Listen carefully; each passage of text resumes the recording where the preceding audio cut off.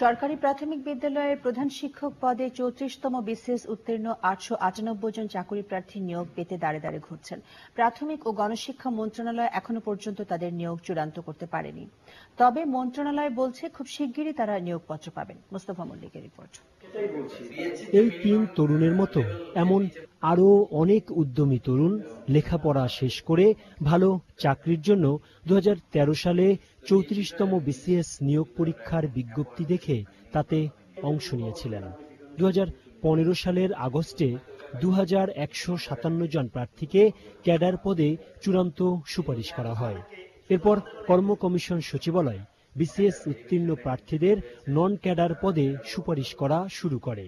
2016 সালের 10 আগস্ট কর্ম কমিশন সচিবালয় প্রথমবারের মতো 34তম বিসিএস থেকে 898 জন প্রার্থীকে দ্বিতীয় শ্রেণীর পদে সরকারি প্রাথমিক বিদ্যালয়ের প্রধান শিক্ষক হিসেবে সুপারিশ করে। প্রায় সবকিছু চূড়ান্ত থাকার পরেও এখনো শেষ হয়নি তাদের নিয়োগ কার্যক্রম। একটা স্বনামধন্য স্কুলের শিক্ষিকা ছিলাম, সেটা ছেড়ে দিয়ে আমি 34তম বিসিএস এর জন্য আপ্রাণ চেষ্টা করেছি। পরে আমি চাই যে আমাদের নিয়োগটা দ্রুত হোক। আমরা প্রায় বিগত 4 বছর ধরে এই বিভিন্ন প্রক্রিয়ার পরও আমরা 9 মাস হয়ে গেল আমাদের সুপারিশ হওয়ার পরও আমরা এখনো নিয়োগ পাচ্ছি না। এটা আমাদের জন্য একটা হতাশার কারণ হয়ে গেছে। আমাদের সুপারিশ করার পরেও এই বিষয়ে কোনো অগ্রগতি লক্ষ্য করছে না।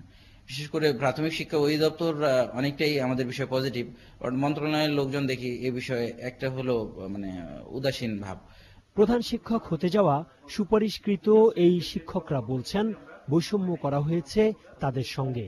আমাদের এই কষ্টটুকু শেয়ার করা, যাতে আমাদের এই দিকটা উনি বিবেচনায় করেন যে আমাদেরকে গেজেটেড পদমর্যাদা এবং 10ম গ্রেড প্রাপ্তিতে ওনাদের হস্তক্ষেপ আমরা কামনা করছি। 12তম গ্রেডে নিয়োগ দেওয়া হচ্ছে এবং বিসিএস পাশ করে নন ক্যাডারে যারা আছে তারা কিন্তু মিনিমাম 10 গ্রেড গেজেটেডে তারা সুপারিশপ্রাপ্ত হয় অন্যান্য জায়গায়। একদিকে মর্যাদাপূর্ণ পরীক্ষায় উত্তীর্ণ হওয়াদের আক্ষেপ, অন্যদিকে মেধাবী এই শিক্ষকদের এখনো বসিয়ে রাখার কারণে শিক্ষাখাত ক্ষতিগ্রস্ত হচ্ছে বলে মনে করেন 34তম বিসিএস পরীক্ষায় উত্তীর্ণ এই প্রার্থীরা। মোস্তফা মল্লিক, চ্যানেল আই, ঢাকা।